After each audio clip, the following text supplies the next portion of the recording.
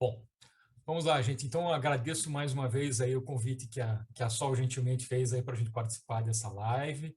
Né? Cumprimento, dou uma boa tarde a todos os presentes, a minha colega Alessandra aí que compartilha comigo essa exposição aqui.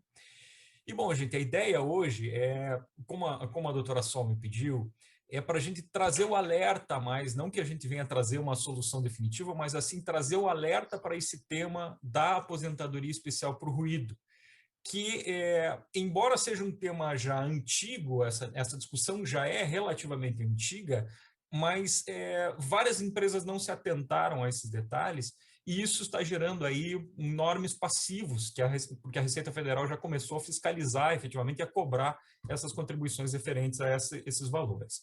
Eu vou compartilhar com vocês só a minha apresentação aqui, me dá um segundinho aqui para eu colocar na tela. Vamos lá aqui.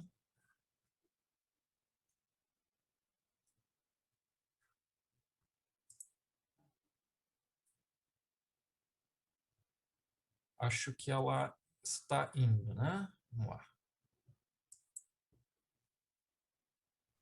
Sim, doutor Christian, estou aqui verificando já. Rádio por ruído, webinar, Simpec. Isso, ele já está no modo apresentação agora, né? Agora está. Então, vamos lá. Então, gente, como eu falei, isso daqui já é uma discussão antiga. Nós começamos o principal foco de discussão com essa decisão aqui do Supremo Tribunal Federal de dezembro de 2014. Ela foi publicada em fevereiro de 2015. Mas, assim, já puxando isso anteriormente, nós temos lá a súmula número 9 da Turma Nacional de Unificação de Jurisprudência dos Juizados Especiais Federais. Essa súmula ela é de novembro de 2003 e tinha a seguinte redação: o uso de EPI, ainda que elimine a insalubridade, no caso de exposição ao ruído, não descaracteriza o tempo de serviço especial prestado.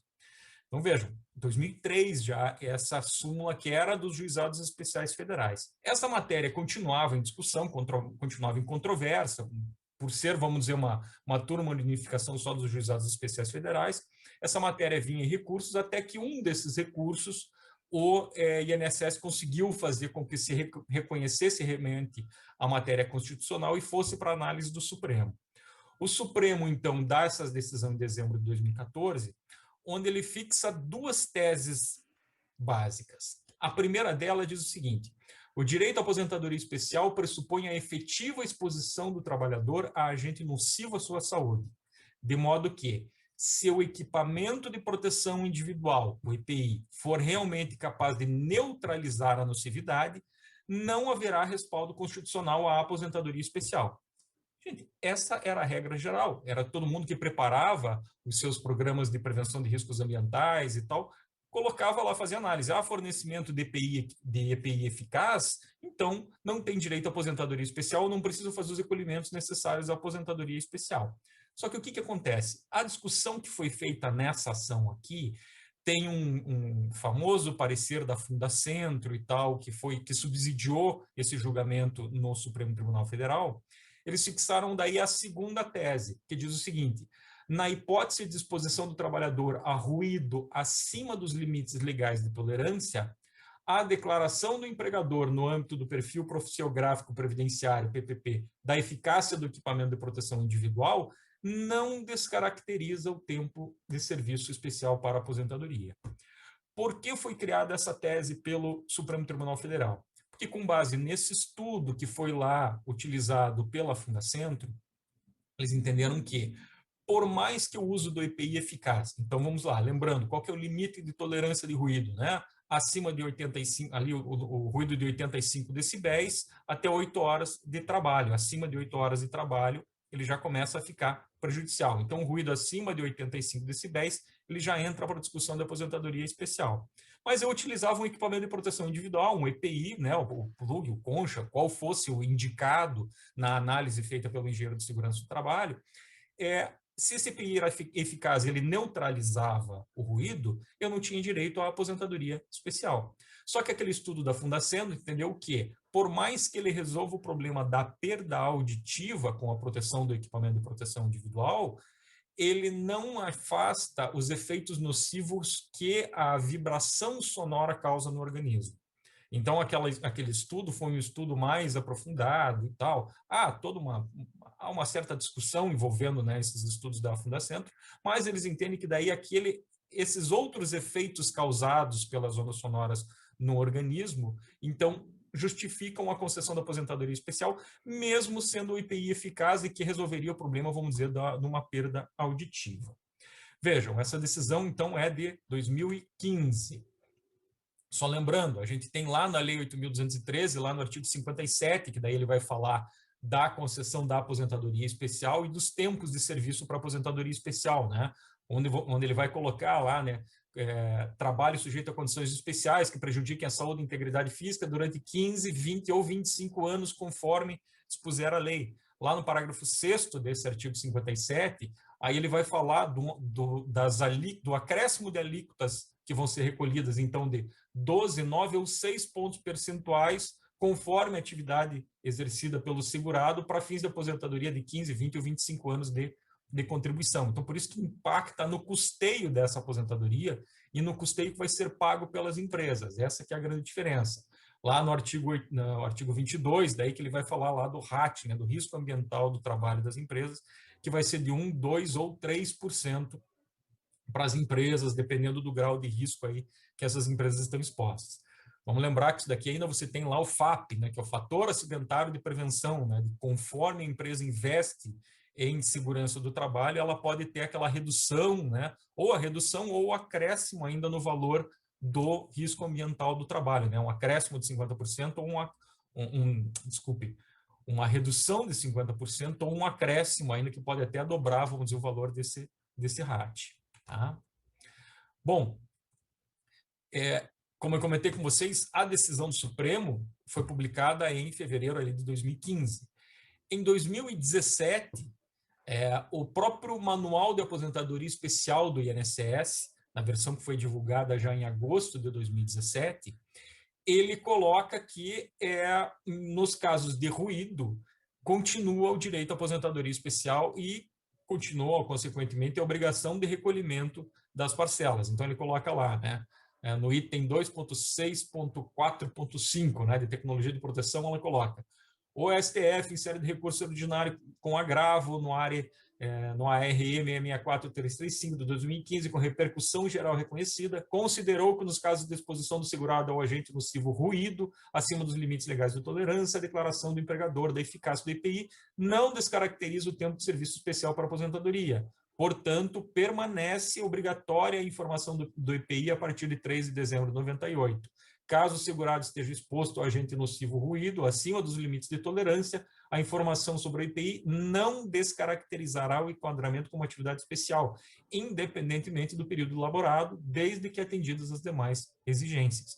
Então, continua a obrigação de recolhimento pelas empresas. Veja, isso já foi divulgado em agosto de 2017, né? O manual do INSS, vamos dizer, já determinando esses recolhimentos. Depois disso, nós temos o ato declaratório interpretativo da Receita Federal, número 2, de 18 de setembro de 2019, quando eles vão tratar, de novo, especificamente desta matéria. Então, ele vai colocar lá no artigo 1º, olha: ainda que haja adoção de medidas de proteção coletiva ou individual que neutralizem ou reduzam o grau de exposição do trabalhador a níveis legais de tolerância, a contribuição social adicional para o custeio da aposentadoria especial, de que trata o artigo 292 da Instrução Normativa Receita Federal 971 de 2009, é devida pela empresa ou a ela equiparado em relação à remuneração paga, devida e creditada ao segurado empregado, trabalhador avulso ou cooperado de cooperativa de produção, sujeito a condições especiais nos casos que não puder ser afastada a concessão da aposentadoria especial, conforme dispõe o parágrafo 2º do artigo 293 de referida Instrução Normativa. Então, assim, o que acontece? Desde da publicação desse ato declaratório, já na divulgação lá dos procedimentos de fiscalização da Receita Federal para o ano de 2019, eles começaram a fiscalizar as empresas e começaram a exigir, então, no caso de exposição ao ruído, mesmo comprovado o fornecimento de EPI eficaz, eles começaram a cobrar os recolhimentos previdenciários sobre esses colaboradores que teriam a exposição ao ruído. A grande discussão que se iniciou é o seguinte, né, que a Receita chegou para fiscalizar e fiscalizou integral do período imprescrito. Né? Ela cobrou lá os 5, os 10 anos para trás, conforme seja a discussão de prescrição, mas ela já vem cobrando esses valores. E a grande discussão daí é o seguinte, falou, não, mas espera aí, a partir de quando, então, que eu começo a recolher? Então, eu tenho que retroagir até antes da decisão do Supremo, antes da decisão do Supremo Tribunal Federal, aquela discussão toda, né, que se você tem uma decisão judicial, se é uma jurisprudência, a jurisprudência não é lei, né? Vamos pegar aquele caso do TST, por exemplo, do Tribunal Superior do Trabalho, quando ele mudou o entendimento da estabilidade da gestante nos contratos por prazo determinado, é aquela história, ele mudou o entendimento de um dia para o outro. Antes não tinha estabilidade no contrato por prazo determinado. Aí eles deram um julgamento, mudaram a súmula dizendo, não, agora a gente entendeu que tem estabilidade no contrato por prazo determinado. E aí o empresário vai dormir tranquilo e acorda com um passivo de 5 anos. Né? O Supremo ele tem lá ainda a previsão de modulação dos efeitos da decisão dele. Nesse caso específico, ele não fez nenhuma menção a respeito de modulação de efeitos. Né? Vejam agora naquela decisão recente sobre correção monetária dos débitos trabalhistas, ele modulou os efeitos para dizer como é que aplicaria. Embora ainda assim ainda esteja dando um monte de pano para manga, mas ele modulou mais ou menos como que deve ser interpretada a decisão dele, aplicando a partir de quando. Né? Nesse caso aqui, ele não modulou os efeitos. Só que daí, assim, em 2017, que o próprio INSS começa a estabelecer que seria, então, exigível esses recolhimentos. E a Receita muda o entendimento dela, tanto que tem mais 2 artigos na sequência desse ato declaratório que eles falam que se revogam as interpretações anteriores da Receita. Então, assim, ela tinha interpretação que dizia que não cabia o recolhimento. E aí agora ela muda o entendimento de 2019, dizendo que tem sim o recolhimento. Então há toda uma tese jurídica construída em cima de que a execução, vamos dizer, a cobrança desses valores só poderia valer a partir de setembro de 2019, que é quando a Receita, então, emite esse ato interpretativo dizendo, ó, vocês têm que recolher. Então eles só poderiam fiscalizar a partir dali. Não há um consenso ainda a respeito dessa forma, não chega como começaram mais essas fiscalizações agora em 2019, isso não chegou ainda nas instâncias superiores. Salvo engano, existe uma decisão, existe um processo já no STJ que está discutindo essa matéria, mas ainda sem voto a respeito. Tá? Então, esse é o grande problema, vamos dizer, em relação à questão previdenciária da aposentadoria por ruído. Tá? É uma questão assim que ela já vem sendo divulgada. Assim, qual que é uma solução, vamos dizer, para as empresas?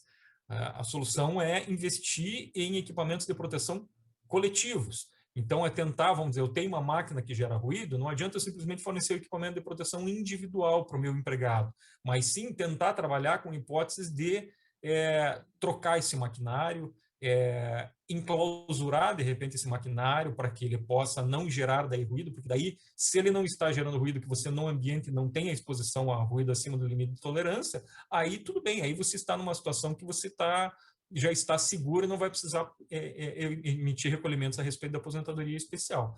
Só que, lógico, né, falamos nisso no mundo perfeito, onde a tecnologia assim o permita. A gente sabe que existem máquinas e tal, e empresas onde é inviável você ter um enclausuramento da máquina, né, você usar um equipamento de proteção coletivo. A estrutura da empresa e tal, às vezes não permite efetivamente essa adoção. Para outras empresas, aquela história, mas é muito caro, às vezes, investir num equipamento desse. Aí é uma análise econômica que tem que ser feita assim, tipo, mas não vale a pena, de repente, às vezes, eu investir num equipamento mais moderno, que gera menos ruído, ou seja, já me gera uma economia para fins de aposentadoria especial. Já era todo o caráter social também, de eu não estar expondo o meu trabalhador a um agente insalubre. E, às vezes, é uma troca de maquinário, é que nem aquelas discussões, às vezes, da NR12, mas a minha máquina nunca deu problema e tal. Às vezes eu troco para uma máquina nova que ela tem produtividade muito mais eficiente do que tinha da máquina anterior. Então, assim, eu resolvo inúmero, além de resolver todos os problemas de aposentadoria e tal, eu ainda tenho uma produtividade maior, às vezes, com esse maquinário novo. Então, assim, é um caso para ser analisado individualmente em cada empresa, em cada situação concreta que você tem para análise. Tá? Vimos, então, toda essa discussão previdenciária. Aí, só para puxar a brasa agora para o lado trabalhista, só para a gente ver essa discussão daí, como é que ela fica no âmbito trabalhista da questão. Porque a análise trabalhista é diferente. A gente tem lá na CLT, o artigo 96, que ele fala, né, os efeitos pecuniários decorrentes do trabalho em condição insalubre ou perigosa são devidos a contar da data da inclusão da respectiva atividade nos quadros aprovados pelo Ministério do Trabalho, respeitadas as normas do artigo 11. E quais são os quadros aprovados pelo Ministério do Trabalho? São as normas regulamentadoras. Então, a gente tem lá a ANR 15, que é a que trata da exposição a agente insalubre. E lá na NR15, a gente tem o entendimento de que o uso de EPI eficaz afasta o direito ao pagamento adicional de insalubridade. Então, lá no item 15.4 da NR15, ele estabelece, ó, a eliminação ou a neutralização da insalubridade determinará a cessação do pagamento do adicional respectivo.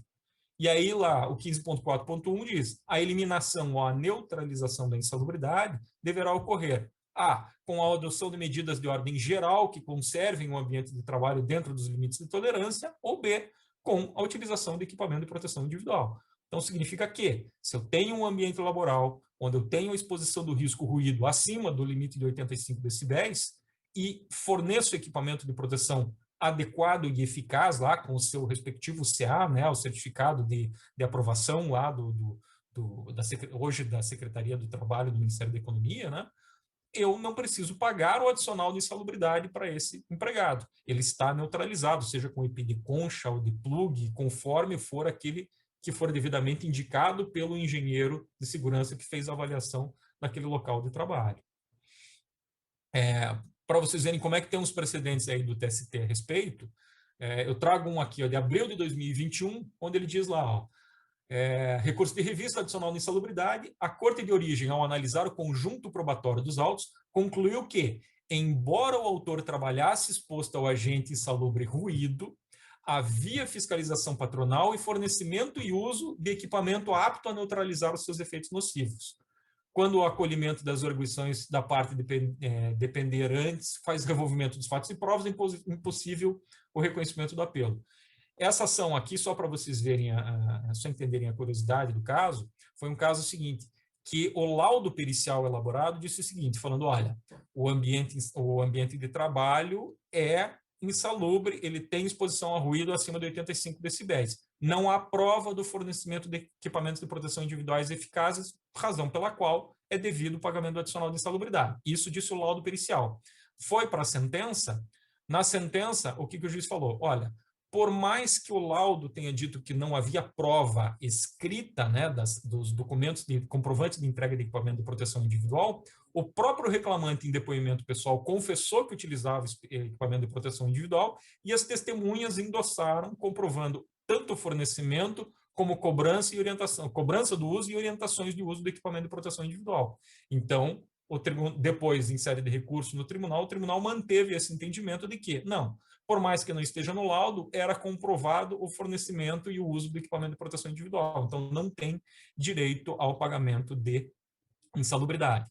Nós temos alguns precedentes aqui do TRT Paraná, que aconteceu o caso praticamente igual, e o que aconteceu? O tribunal reformou e condenou o pagamento de insalubridade, dizendo o seguinte, a prova do fornecimento dos equipamentos de proteção individual se faz de forma escrita com documento com a cautela de entrega de EPI, no qual consta qual foi o EPI fornecido e qual o seu CA, o seu certificado de aprovação.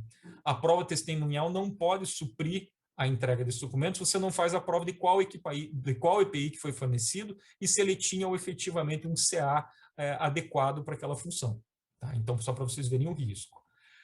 Isso é uma decisão agora de 2021. Porém, nós temos aqui outras decisões de 2019.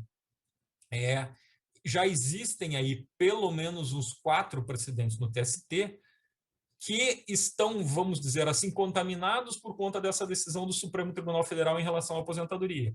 Onde o laudo, ele coloca lá, ó, entendendo que, embora aquela corte estivesse no exame do pressuposto para a concessão do benefício previdenciário relativo à aposentadoria especial, adentrou a análise do ruído como agente insalubre, bem como dos efeitos dos equipamentos de proteções individuais como insuscetíveis de neutralizar as implicações que esse agente insalubre gera no corpo humano. Nesse critério, embora fornecidos e utilizados equipamentos de proteção exigidos, restou consignado, conforme perícia técnica, que o uso do protetor auricular se mostrou insuficiente para elidir a insalubridade por ruído, uma vez que o reclamante permaneceu sujeito às vibrações transmitidas pelo mencionado agente insalubre, nocivas à saúde do trabalhador. traz premissas fáticas, autorizam o reconhecimento do ambiente de trabalho como insalubre, sendo devido o respectivo adicional em grau médio. Então, vejam, esses casos aqui foram os laudos periciais que foram produzidos que disseram que, embora fornecido equipamento de proteção individual, era, sim, devido ainda ao pagamento da insalubridade, uma vez que, por mais que ele protegesse a questão de perda auditiva, as ondas sonoras, a vibração das ondas sonoras causa prejuízo à saúde do trabalhador. Então, de novo, é todo aquele trabalho de você ter, às vezes, um bom assistente técnico para acompanhar uma perícia e tal, para conseguir impugnar um laudo pericial adequadamente, porque, às vezes, dependendo da forma que o perito seguiu, e da forma como foi discutida essa matéria, chegou no TST e o TST não reforma mais essas decisões. Tá?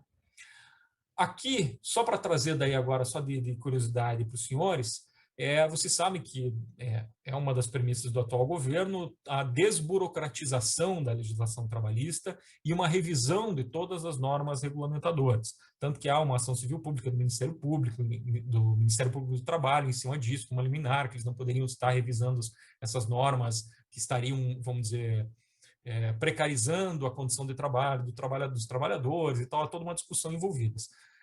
Estavam em trâmite a revisão dos anexos 1 e 2 da NR 15, que é a NR sobre insalubridade, e os anexos 1 e 2 vão falar da exposição ao agente insalubre ruído, que elas previam a alteração do incremento de duplicação de dose, do fator de dobra utilizado da NR 15, do atual Q5 para o atual Q3, para mudar do Q5, que é o atual, para o fator de dobra Q3.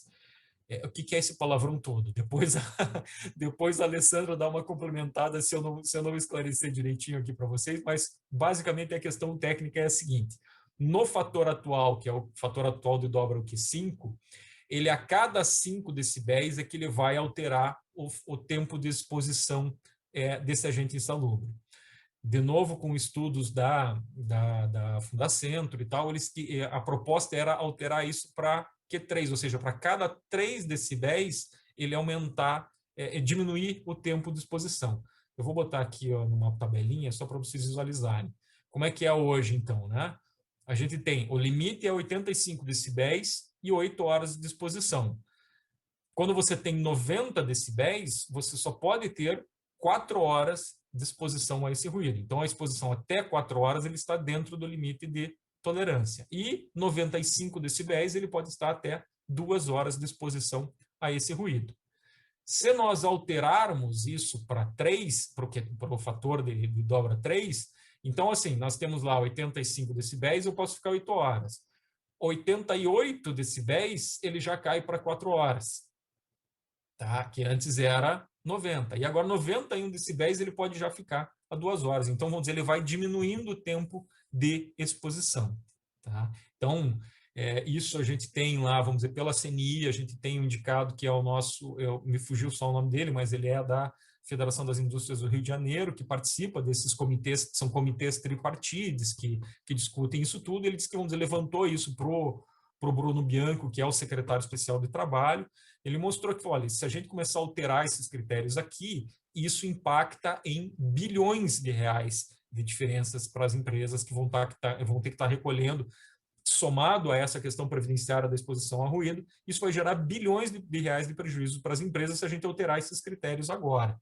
Então, eles estão, vamos dizer, suspenderam a revisão desses anexos da NR15, até para que se aprofundem mais os estudos, né?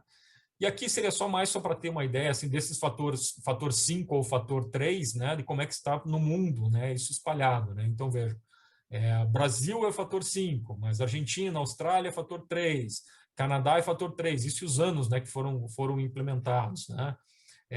Nos Estados Unidos, a gente ainda está com o fator 5, mas há uma discussão de adoção do fator 3. Uruguai, Venezuela 3, Espanha, Noruega. Se vocês olharem aqui, a maioria dos países eles já adotam o fator de dobra 3, não o fator de dobra 5. Tá? Mas então, basicamente, aí seriam esses pontos. Bom, gente, a minha exposição era para dar esse contexto geral aqui da matéria e dar esse contexto jurídico, principalmente, da matéria. E aí agora eu passo a bola para minha colega Alessandra aqui, para que ela efetivamente faça a sua exposição, tratando agora desses aspectos técnicos ligados ali à elaboração de PPRA e tal, e dos equipamentos de proteção efetivamente a serem adotados pela empresa. E aí depois, na sequência, a gente ainda tira algumas dúvidas que ficarem. Então, Isso Ali, mesmo. por favor, fique à Vamos vontade. lá. Boa tarde a todos, eu me chamo Alessandra, já fui apresentada e agora eu vou falar um pouquinho da parte técnica do ruído. Eu vou compartilhar com vocês aqui a minha apresentação. Vocês estão vendo a minha apresentação? Sim, estamos. Tá ok, Ali. Então, pessoal, o ruído, ele faz parte do agente físico, tá? Então, a gente sabe que na legislação, a gente sabe que quando a gente tem a NR15, a gente tem agentes físicos, químicos, biológicos, assistentes e ergonômicos. E o ruído, ele se encontra dentro do agente físico, que, na verdade, é o agente, no entendimento de quem está trabalhando ali no chão de fábrica, é o que mais gera insalubridade, desconforto, né, ações trabalhistas. E aí, primeiro a gente tem que entender o que é ruído, o que é som, tá? O som é uma variação de pressão sonora.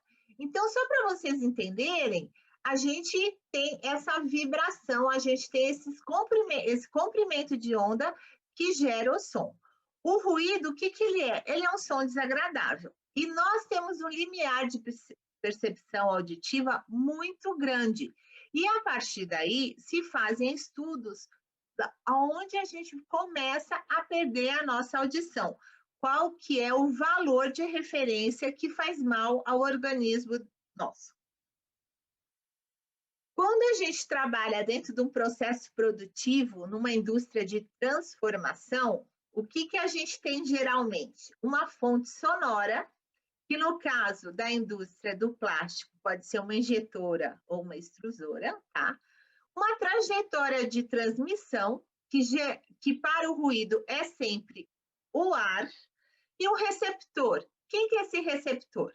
Somos nós indivíduos ou o entorno, o meio ambiente. Então, o ruído ele pode causar impacto, né, em nós, e ele também pode causar uma poluição sonora. Como que a gente vai definir esse ruído? E a partir daí que a gente vai fazer todos os cálculos, a gente vai entender quais as taxas de dobra que o Dr. Christian falou. Quando a gente vai ouvir essa onda, essa frequência, a gente tem uma pressão, a gente tem um limiar da audição, que pode ser de 20 micropascal até 200 pascais.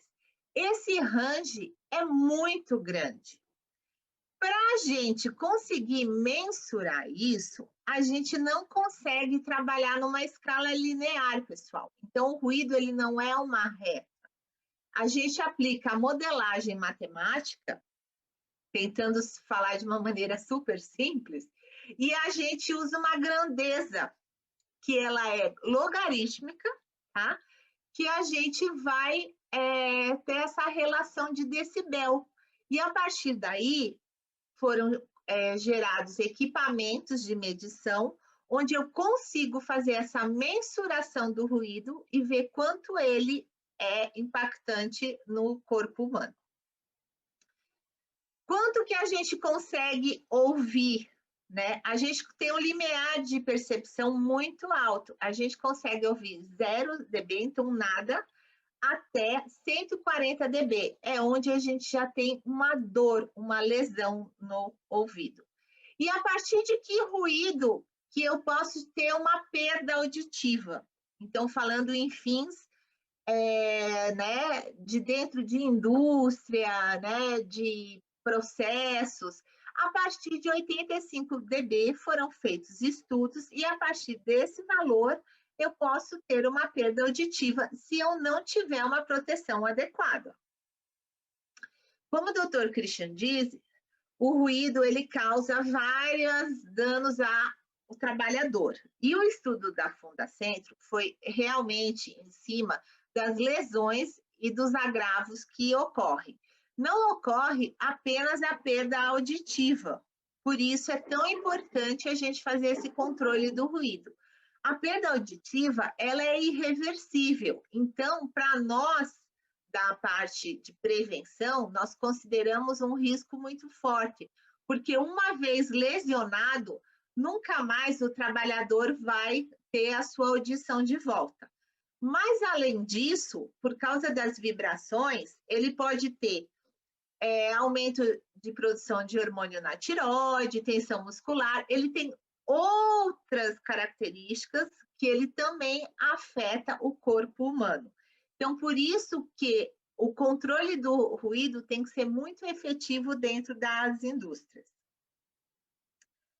Quando a gente vai falar de ruído, a gente sempre tem uma diferenciação, né? A gente fala de ruído trabalhista, a gente fala de ruído previdenciário. Além disso, quando a gente está fazendo análise de risco dentro da empresa, nós não fazemos diferenciação nem da parte técnica, né? Nem de auditoria, nem de cobrança, se a empresa é pequena, média ou grande. Desde que ela tenha sua fonte geradora de ruído, ela vai ter a mesma legislação e a mesma fiscalização do Ministério do Trabalho ou da Previdência. Então, quando a gente contrata uma empresa para fazer um PPRA, pessoal, o que a gente tem que perceber, né, nesse contrato e ler esse PPRA? Primeiramente, verificar de que maneira o teu ruído foi avaliado na empresa. Se ele foi avaliado só qualitativamente, a gente já tem um problema. Por quê? Porque a gente não sabe a nota de corte, né? De a partir de quanto o meu colaborador vai ter que fazer um exame ocupacional. Está lá que é ruído, mas eu não sei se é 80, que é a partir do nível de ação que eu tenho que fazer um controle efetivo no colaborador, mas não necessariamente eu vou gerar algum adicional, ou se é 85, é aquele limite no qual o trabalhador pode estar exposto. Um limite acima, ele pode ter um dano, e além disso, eu ter que pagar algum adicional extra. Então, primeira coisa que a gente tem que verificar é como é que foi feita essa avaliação. Nos PPRAs, geralmente, nós fazemos as avaliações, primeiramente, com cálculo de dose. Então, a gente usa um tipo de equipamento, que é um decibelímetro, vai lá, faz um cálculo de dose e apresenta para o cliente. Se esse valor estiver acima de 80 para 8 horas, pessoal, a gente pede que a empresa, e aí a importância dos investimentos e do acompanhamento de vocês, para se contratar um serviço mais especializado que se chama dosimetria, porque ela vai dar embasamento, inclusive, para os laudos que a empresa vai ter que ter. Porque, às vezes, eu posso fazer uma medição com decibelímetro e ele dá um valor de 85. E quando eu faço uma dosimetria, que ela é mais precisa, ele dá um valor um pouco menor. E olha, pessoal, 1 decibel faz diferença no bolso também, não só na parte auditiva do trabalhador. Então, o que acontece? Eu vou falar da parte da legislação trabalhista com ruído. Para eu avaliar o ruído na legislação trabalhista, a gente tem que fazer um laudo de insalubridade. O que acontece na prática? A minha empresa tem tudo. Aí, quando a gente vai verificar, ela tem tudo. Você vai olhar a empresa, ou ela só tem um laudo de insalubridade, que tem um critério, ou ela só tem um laudo de periculosidade, ou ela só tem um LTCAT. Então, eu vou explicar a diferença dos 3 laudos que vocês precisam ter na empresa. Isso é uma obrigação legal. Primeira coisa, você faz o laudo de insalubridade. Ele faz jus ao quê? Insalubre faz mal à saúde. Isso quer dizer o quê? Que eu estou pagando o colaborador que ele fica doente, pode ficar doente na minha empresa. Nesse, a gente tem 3 percentuais que a gente vai pagar em cima de um salário mínimo, 10, 20, 40. Para o ruído, é 20%. E o que é mais importante aqui? Que, como o doutor Christian falou, na insalubridade até então, via de regra, o uso do equipamento de proteção individual, ele descaracteriza o pagamento desse adicional. Perfeito. Desde que a empresa comprove higienização, treinamento, troca, certo? Então, não é apenas fornecer o equipamento. A gente tem que fazer essa monitoração e essa inspeção no local de trabalho. Para o laudo de periculosidade, não tem problema, não vai ter o agente ruído, porque ele se dá por atividade. E aí, o nosso grande problema é quando a gente vai para o laudo do LTCAT. Antes disso, quando você olha essa tabela aqui que o Christian mostrou, para a NR15, nós usamos o fator de dobra que é igual a 5, porque está na lei, está na NR15 que eu tenho que usar o Q igual a 5. Se a NR15 ainda não mudar, ele está numa discussão tripartite que se chegue a um Q mais restritivo, tá? A gente continua utilizando esse critério que eu estou mostrando para vocês. Eu posso deixar o meu funcionário com 80 dB, 960 minutos. É muito mais que uma jornada laboral. Então, o importante aqui é eu conhecer qual o ruído da minha empresa. No caso, geralmente de injetora fica entre 83 e 85, dependendo da quantidade de máquinas. Porque é uma sobreposição, quanto mais máquinas você tem na empresa, o ruído, existe um cálculo que eu não vou mostrar aqui, mas ele tem a sobreposição de ruído, com maior ruído você soma um adicional, tá certo? Então, primeira coisa que a gente tem que ver na empresa, quando for estudar para questões de ruído, como é que está o layout desse local aqui? Eu preciso colocar todas as máquinas por causa do meu processo tudo junto? Então, é uma coisa que vocês têm que avaliar.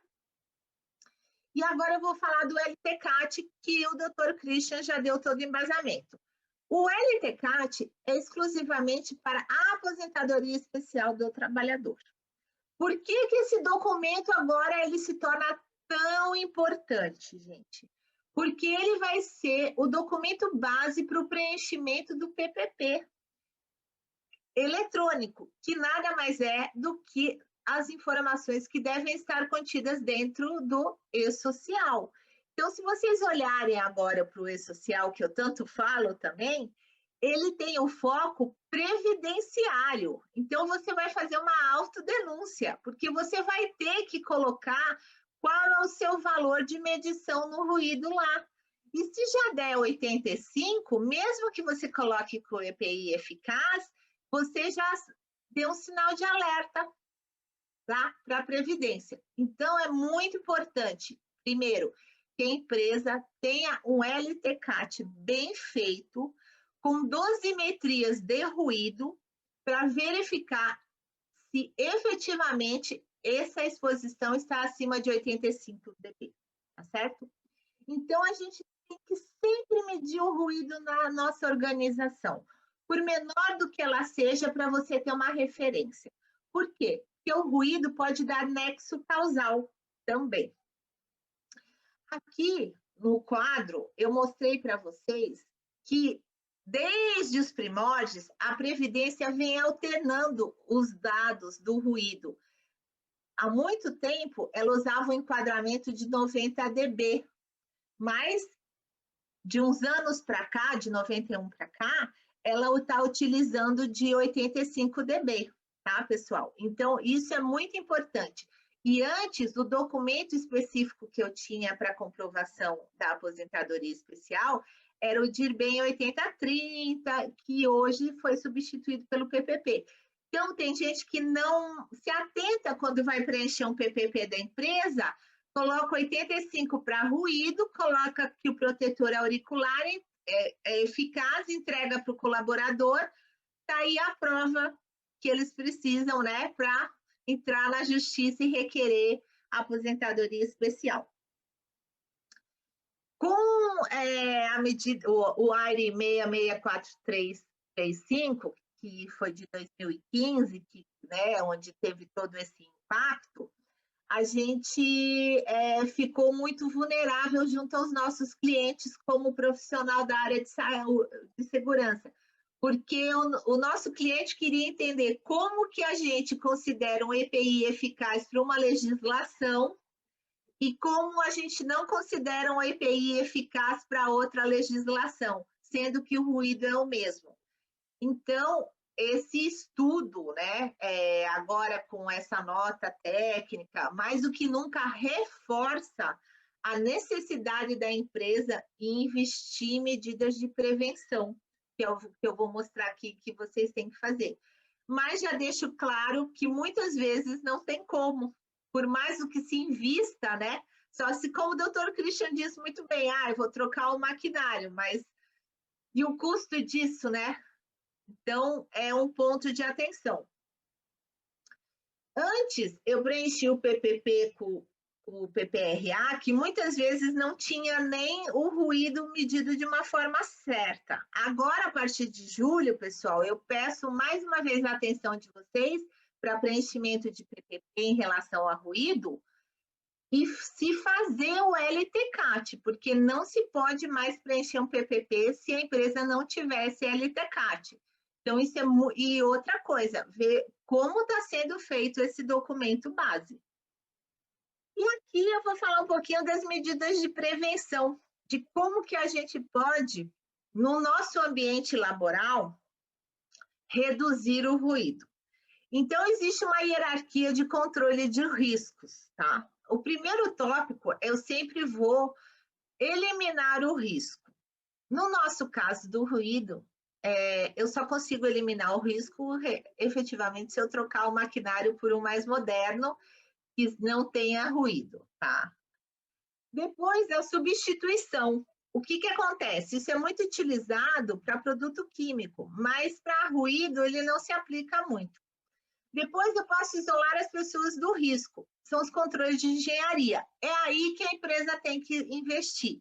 Ela sempre, primeiro, para fazer essa redução do ruído, ela tem que investir em clausuramento, em painéis acústicos, em readequar layout para não dar reverberação, tá? Então, tudo isso tem que ser visualizado no teu processo produtivo. Depois eu tento mudar o método de trabalho. Também é uma variável que tem que ser estudada dentro da empresa com o pessoal da engenharia e os controles administrativos. Além disso, eu posso fazer uma escala de rodízio desse colaborador. Então, se eu deixo ele 8 horas fazendo uma coisa, eu deixo ele 4 horas no ambiente ruidoso e 4 horas eu designo ele para outra atividade. Isso nem sempre é possível, mas a gente tem que tentar. E, finalmente, a gente utiliza o protetor auricular, o EPI. Então, para nós da área de prevenção, o EPI é o último estágio.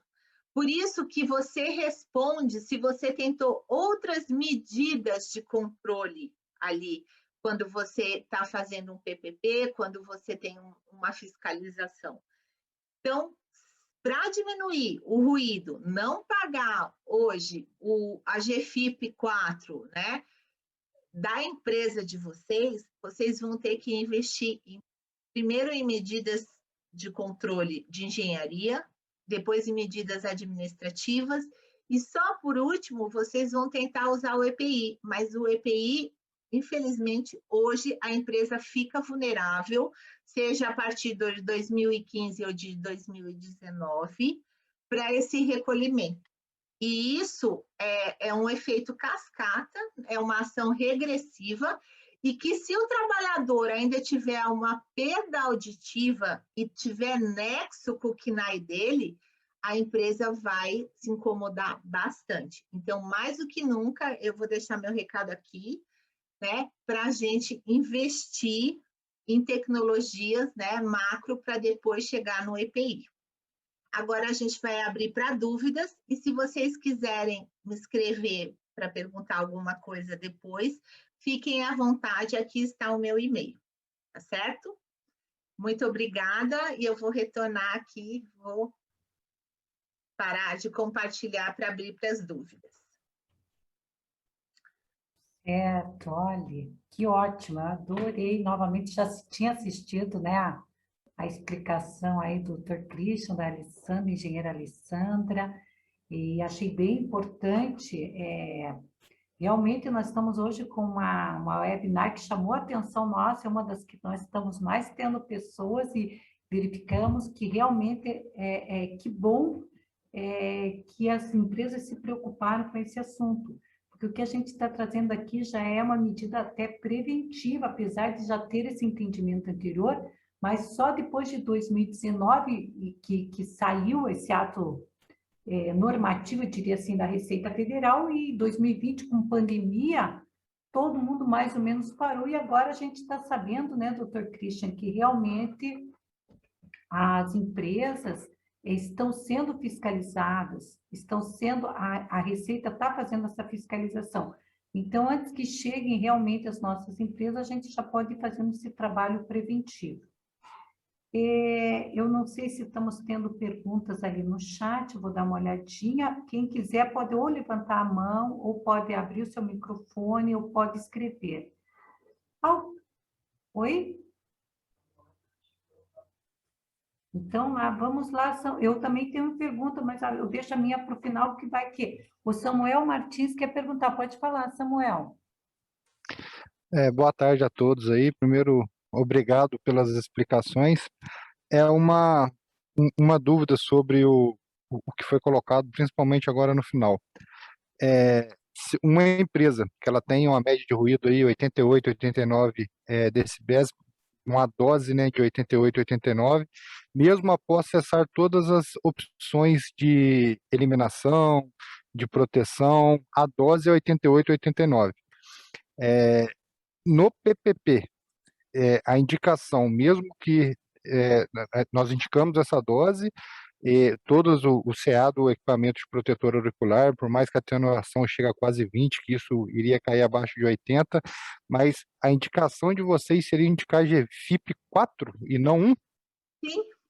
Na verdade, o que acontece? Você vai preencher o PPP, você vai colocar 88, você vai responder aquelas 5 perguntas. Foi tentado a medida de proteção coletiva? Sim. Foi tentar a evidência da higienização dos EPIs? Sim. Aquelas 5 perguntas. Porém, para a Previdência, ele não aceita isso. Não é decisão, foi uma decisão monocrática do Supremo Tribunal Federal, e o entendimento dele, apesar de tudo que você está fazendo, o EPI não é eficaz. Você tem que reduzir o seu ruído na fonte. Então, veja a incoerência. Você vai pagar uma GFIP 4, só que você, para um laudo, para numa ação trabalhista, você não vai pagar o adicional de insalubridade, mas ele vai ter direito à aposentadoria especial. Certo, doutor Christian? Do jeito que está hoje, Só uma correção, olha, a decisão do Supremo não foi monocrática, é uma decisão colegiada, foi uma decisão desculpa, não foi monocrática, né? Não Isso, foi. Exatamente, não foi monocrática, tá? É uma decisão eu falei não foi, não foi Supremo. Monocrática, pessoal. Então, vamos dizer, o grande problema justamente é esse, é a ótica previdenciária e a ótica trabalhista. Pela ótica trabalhista, você resolve o problema do teu colaborador, que você fornecendo a EPI eficaz, você neutraliza a insalubridade, você não precisa pagar o adicional de insalubridade na remuneração desse empregado.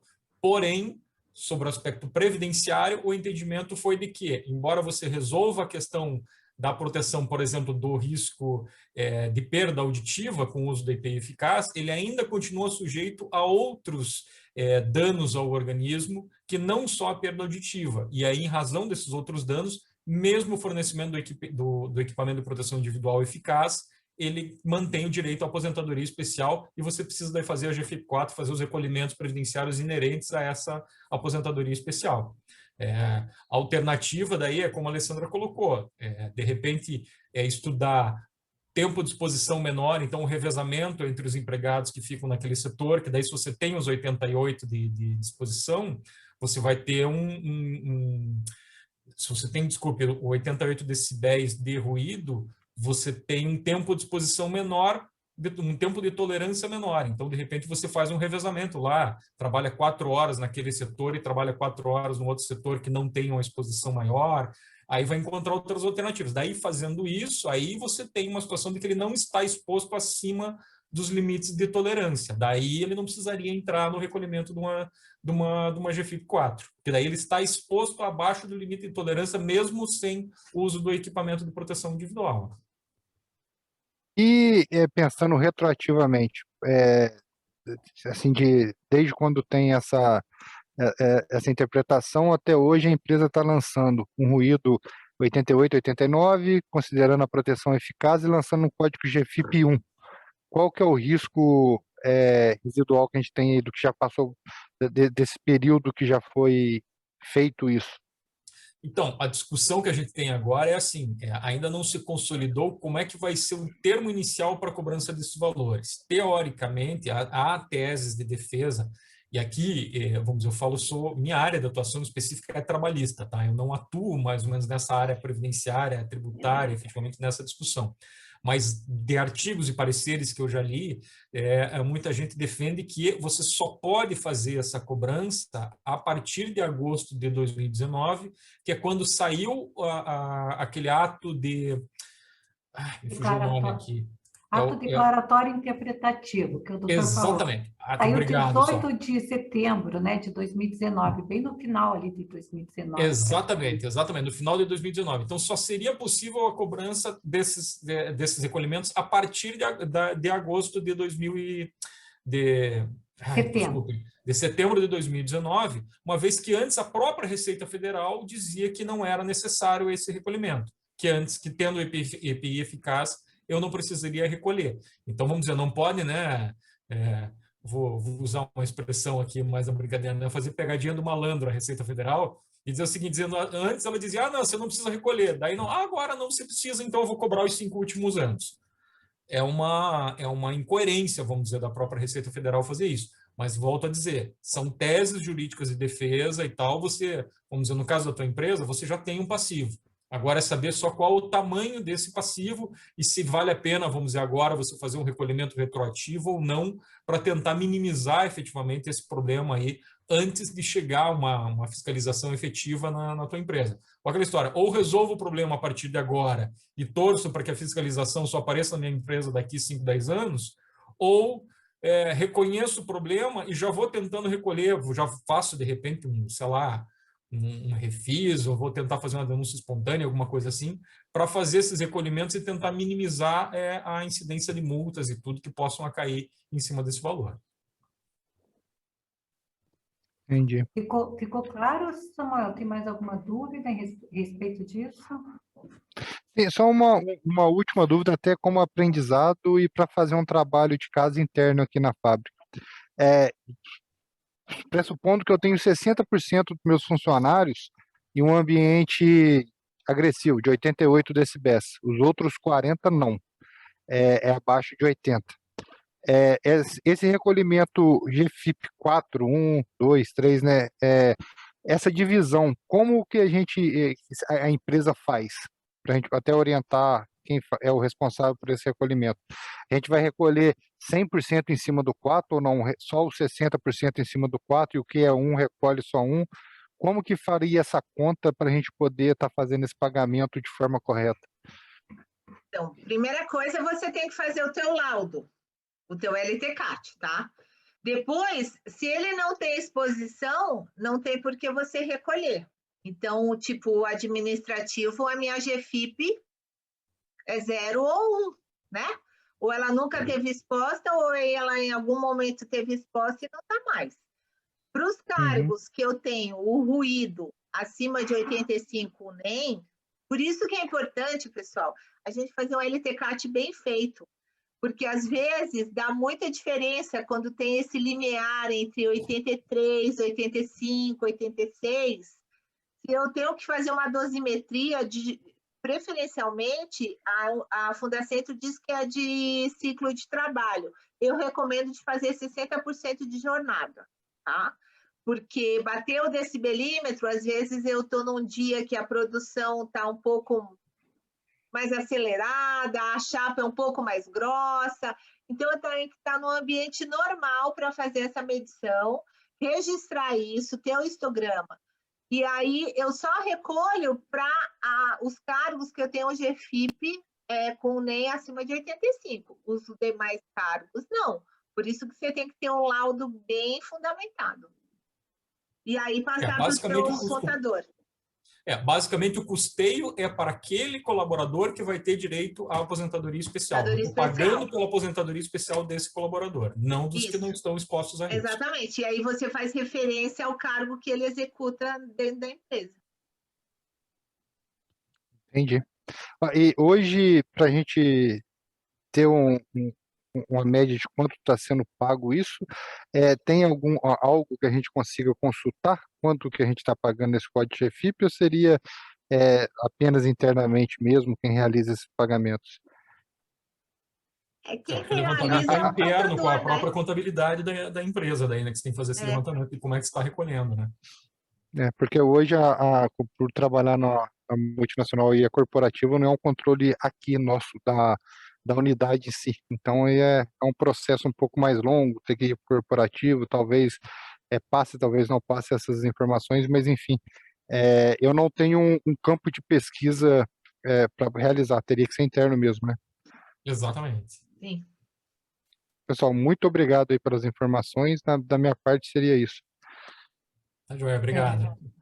Agora nós temos também uma pergunta aqui da Sônia, que ela mandou no chat. Quer dizer, então, se eu colocar o colaborador trabalhando 4 horas num ruído a 85 decibéis e outras 4 horas num ruído de 83, precisaria pagar para aposentadoria especial? Então, vamos lá. Eu não tenho as fórmulas aqui, mas vamos no raciocínio. Para o ruído de 85, eu posso deixar ele 8 horas, certo? Eu não deixei ele 8, eu deixei ele 4. Aí eu peguei um ruído menor, que eu tenho um tempo de exposição ainda menor, que eu posso deixar ele mais tempo. Então, o ruído aqui, com certeza vai ser menor que 85. Mesmo não fazendo a conta, só olhando, tá? Por quê? Porque em 85, eu posso deixar 8 horas, eu estou deixando 4. Em 83, eu posso deixar muito mais que 8 horas. Então, mas isso, apesar de ser uma exponencial, tá? Mas o que você tem que fazer aí na tua empresa, se você quiser adotar esse rodízio, tá? Primeiro, você tem que fundamentar muito bem, para ver se não você está fazendo desvio de função, tá? Porque às vezes eu resolvo um problema e gero outro, né?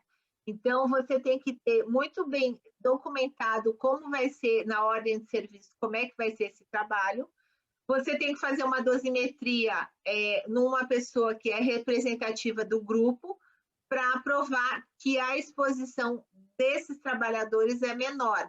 Porque se um fiscal for lá e bater o ruído só numa máquina e você não tem essas evidências, vai ficar caracterizado que você não fez a medição certa, que você não tinha esse rodízio evidenciado. Então, tudo isso tem que ser muito bem documentado dentro da empresa, tá certo? Mas, a princípio, aqui não daria.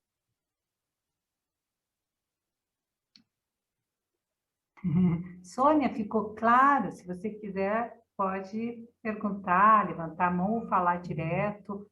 Ou se alguém quiser também falar, né? Eu vi que entrou ali do Whindersson. Wilderson, isso, o Wilderson pode perguntar. A Sônia já deu um ok ali, então deixa eu já ir para do Wilderson, né? Então, uma empresa que já paga 3% de RAT, há alguma outra contribuição que deve ser paga para as aposentadorias especiais? Veja, os graus o RAT é o risco ambiental do trabalho. A tua empresa vai pagar ou 1, ou 2, ou 3, conforme o risco que ela está exposto. Essa é uma avaliação. Isso é uma coisa. Aí, se em razão desses riscos você tiver ainda condições de aposentadoria especial, aí é um acréscimo que você tem que recolher ainda sobre esse RAT, conforme o risco de aposentadoria especial que tiver a tua empresa. Então, vamos dizer, você tem o 1, o 2 e o 3, você tem mais essas questões da aposentadoria especial, e além disso, você ainda tem o FAP, o Fator Acidentário de Prevenção, tá? Que o Fator Acidentário de Prevenção, quem for, vamos dizer, avaliar isso daí, é uma forma que o governo entendeu de dar um incentivo para as empresas. Então, o que é o FAP? O FAP, eles vão avaliar a tua empresa, qual que é a sinistralidade da sua empresa, ou seja, quantos empregados que tiveram um acidente de trabalho, quantos empregados que estão afastados por auxílio-doença ou que estão aposentados por invalidez acidentária dentro da sua empresa. Com base nesse código, eles vão pegar o KNAI preponderante da sua empresa e vão fazer a comparação em relação às demais empresas daquele mesmo KNAI. Se você tiver um índice de sinistralidade mais alto que a média, ou vamos dizer, mais baixo que a média, se você tiver um mais baixo que a média, você vai ter um FAP positivo, um FAP bônus, que eles chamam, né? Então, você vai ter um desconto sobre esse valor que você vai recolher do teu risco ambiental do trabalho. Agora, se o teu índice de sinistralidade ele for mais alto do que a média, você vai ter um malus, ou seja, você pode recolher até o dobro do valor que você paga. Então, às vezes, a tua empresa já é, vamos dizer, risco 3, você já paga 3% como risco ambiental do trabalho. Se você tiver o risco 3 e mesmo assim você ainda tiver muitos acidentes dentro da tua empresa, que seria um indício de que você não estaria investindo em saúde e segurança do trabalho, você vai ser penalizado, em vez de pagar 3%, você vai pagar 6% e mais ainda o que tiver referente a eventuais aposentadorias especiais que você tiver dentro da tua empresa. Resumidamente, é essa a situação. E lembrando, né, pessoal, quando você tem um trabalhador que está exposto ao ruído na empresa, ficou caracterizado que ele teve a perda auditiva dentro do seu ambiente laboral, você tem que abrir CAT, e isso vai para a conta do FAP, tá certo? Não só a conta do FAP, tá? Você abrir um CAT, né, uma comunicação de acidente de trabalho, você vai ter, se esse colaborador entrar com uma ação trabalhista, você vai ter provavelmente o dano moral e dano material. Exatamente. De repente, se ele teve perda de capacidade laborativa, você vai ter, às vezes, pensionamento vitalício conforme a perda de capacidade laborativa. E mais, se ele se aposentar por invalidez em razão, estamos falando do ruído aqui, vamos supor que ele teve uma perda auditiva que gerou a uma incapacidade laborativa definitiva, que ele tem uma aposentadoria por invalidez decorrente desta doença adquirida em razão do trabalho. Você está sujeito ao INSS ingressar com uma ação de regresso contra você, cobrando tudo que o INSS vai gastar de aposentadoria por invalidez com esse trabalhador, ele venha cobrar retroativamente da tua empresa, porque tua empresa não adotou as cautelas necessárias aí para evitar, de repente, essa perda auditiva desse colaborador. Então, vejam como é a importância de você fazer um bom trabalho de prevenção, um bom trabalho de controle, efetivamente, dentro da tua empresa, dessas exposições a risco, dessas insalubridades. Não só a insalubridade, que a gente está falando aqui, que pode gerar todas essas consequências, mas como a questão de acidente de trabalho no dia a dia da empresa. Todas as análises que você tem que fazer no teu PPRA, do Plano de Prevenção de Riscos Ambientais, para evitar a ocorrência de acidentes dentro das empresas. Por conta de todos esses riscos. Lógico, não só... O primeiro deles, acho que é o caráter social, né? De você ter um empregado que ficou doente ou que sofreu um acidente e ficou com sequelas em razão do trabalho executado dentro da tua empresa. Eu acho que isso já é motivo de sobra para você tomar essas cautelas e evitar uma situação dessa. E o segundo é todo o problema pecuniário. Quanto você vai gastar com isso, seja pagando e indenizando esse empregado, seja tendo que indenizar o próprio INSS pelas despesas que ele vai ter com esse trabalhador lá na frente. Ótimo. Tem da Maiara? Isso. Então, vamos lá. Então, realizamos o LTCAT em uma das funções, deu 89,9, dose 1973, com distribuição de EPI concha, perfeito, 24 dB atenua o 90 ali, quase. Não precisa pagar a insalubridade, precisa pagar especial, precisa fazer recolhimento de GFIP. Como está hoje na lei? Exatamente. Você resolve o problema trabalhista, mas o problema previdenciário, infelizmente, Continua. continua. Mais alguma pergunta, gente? Pode ir colocando no chat, agora é o momento.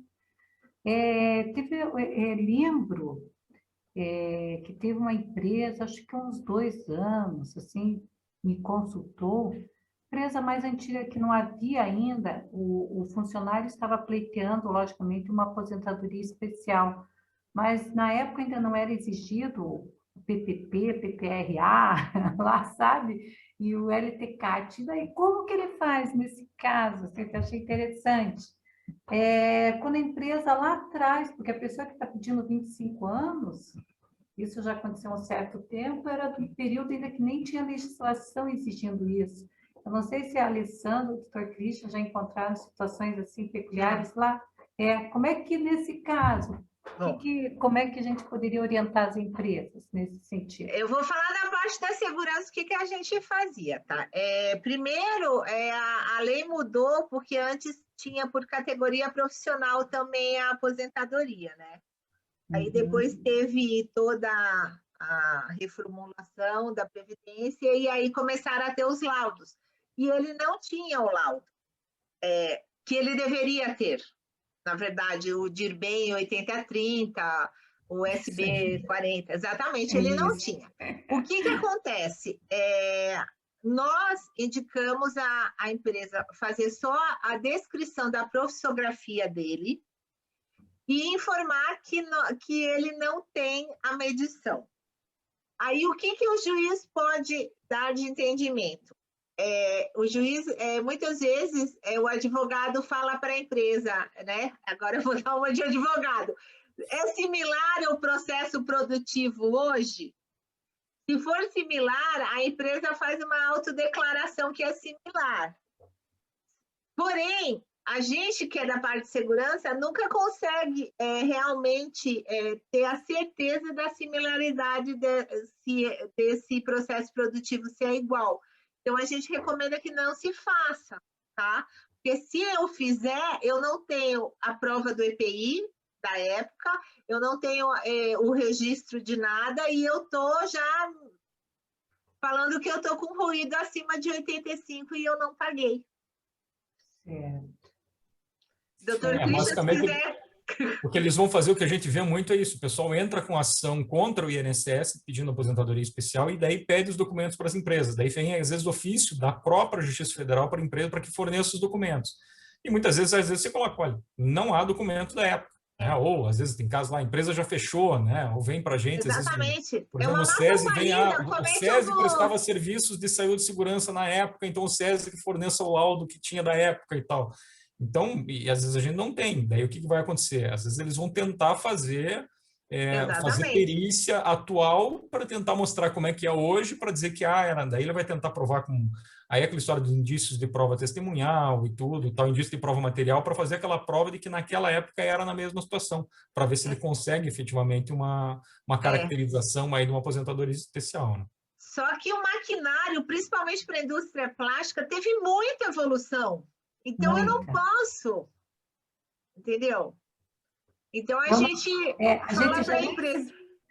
A gente já nem sabe se é bom comparar com agora ou pensar naquela época, né? Porque imagina, Exato. há 20 anos, exatamente, né, Alessandra? Depois, principalmente com a NR12, os nossos maquinários deram assim Exatamente. Melhoraram muito, muito. E também é algo que, pessoal, quem quiser fazendo pergunta, pode levantar a mão ou colocando no chat, pode ficar à vontade.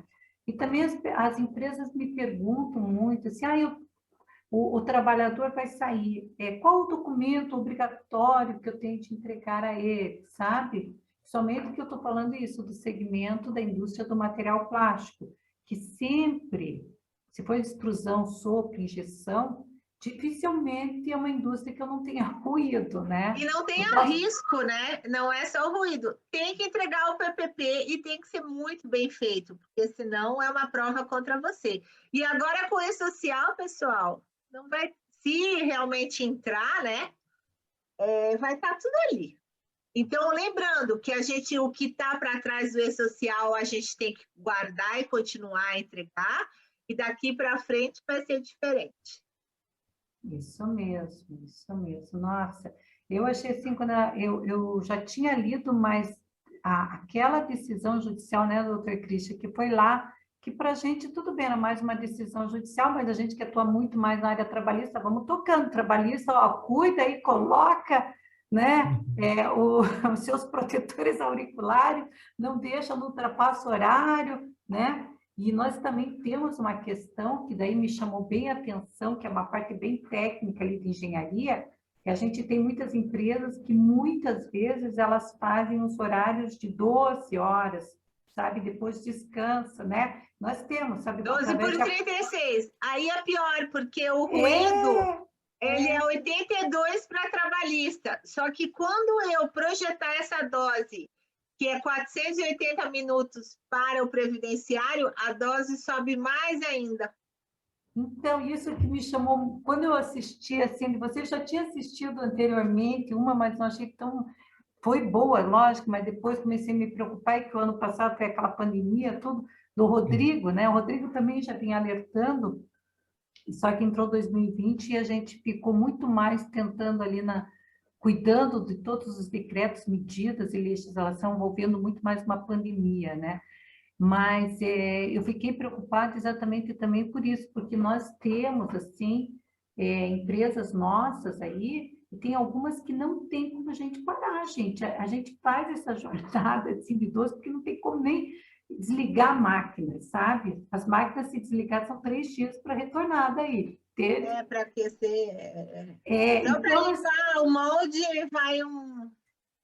Isso mesmo, vai, sabe? Então, a gente tem toda essa questão realmente que tem que cuidar, e por isso daí eu achei importante a gente chamar essa live, essa webinar, e deixar até à disposição para que as empresas realmente se atentem a isso, porque não é a questão só trabalhista, envolveu essa questão toda mais de segurança do trabalho, essas alterações que estão agora em estudo na ANR, dessa dobra do 5. Desse fator de dobra. Isso está na comissão tripartite, tá? Então, ainda está em discussão, não saiu o anexo ainda da NR1 e da NR...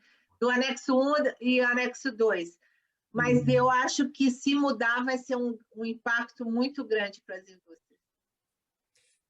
Até para trazer só de acréscimo de informação, eu participo também pela FIEP, eu faço parte do núcleo trabalhista da discussão do Custo Brasil, que é um grupo que está discutindo justamente o Custo Brasil, tentando encontrar alternativas de reduzir custo para as empresas e tudo. E a gente teve uma reunião na semana passada, ou retrasada, agora não me lembro de cabeça, era para ser com o Bruno Bianco, que é o secretário especial do Trabalho, e aí tem o que é secretário dele direto, acho que é o Bruno Dalcomo. São os dois Brunos. Então, tem o Bruno, acho que é o Bruno Bianco, que é o secretário do Trabalho. A gente fez com o Bruno Dalcomo, porque o Bruno Bianco estava no congresso, num evento e tal. A gente teve uma vídeo com ele, e discutindo, a gente estava discutindo questões de aprendizagem e tal, lá tentando, vamos dizer, tentando alinhar alguns pontos e tal. E aí falamos sobre NRs e tal, e eles bateram muito nessa tecla, que lembra que teve aquela consulta no começo do ano, eles estão fazendo aquela meio que aquele decretão, aquela portaria gigante lá que revoga, né, inúmeras portarias aí que tem desde 1940 Isso, foram e tal. 170, eu acho. Exatamente, que eles querem unificar tudo, assim, eles têm uma ideia muito grande dessa de desburocratizar, de unificar tudo numa portaria só, para que fique uma portaria que, se for preciso fazer atualizações, vai se atualizando ela depois, mas vamos dizer, concentrar todas essas informações num lugar só, e ele bateu muito nessa questão da revisão das NRs, que eles têm muitos projetos de adequação, enxugamento de NRs e tal, que mantém toda a preservação da saúde do trabalhador, de proteção ao trabalhador, mas que, quando o Ministério Público entrou com a Ação Civil Pública, saiu uma liminar do TST e travou muito essa discussão. Muitas dessas discussões de revisão da NR ficaram travadas por conta dessa liminar do TST. Mas eles têm esse projeto realmente de desburocratizar e tentar desengessar, né? Tirar essa modernizar, desburocratizar e harmonizar, né? Exatamente, exatamente. Então, eles têm isso. Essa questão aí da aposentadoria especial de ruído e da insalubridade e tal é uma questão que está sendo discutida. A CNI também está em cima, tentando encontrar alternativas e tal, mas, assim, tem alguns pontos ali que eles travam, né? E quando você vai para uma mesa tipo tripartite, você ainda, às vezes, principalmente, vamos dizer, governos passados, eles brincavam, vamos dizer, que você sempre entrava, vamos dizer, a indústria já entrava com 2-1, né? Porque, vamos dizer, já era o governo junto com a bancada laboral. Agora a coisa já está um pouco mais equilibrada, né? Vamos dizer, do governo já ser um pouco mais isento e tal nessa análise. Mas é matérias que a gente vai longe ainda discutindo, né?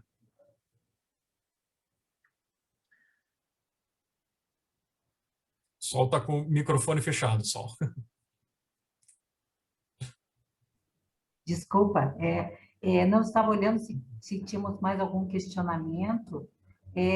Bom, achei que foi bem importante, a participação foi grande, e também gostaria de deixar um alerta que não estamos tendo somente a visita e a fiscalização por parte da Receita Federal, como também as nossas indústrias, o segmento da indústria do material plástico, como a gente faz muita embalagem para alimentos, para hospitais, né?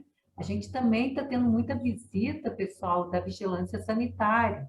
Ontem mesmo eu joguei várias vezes no nosso grupo, lá que tem um grupo grande de associados, sobre a questão do protocolo COVID.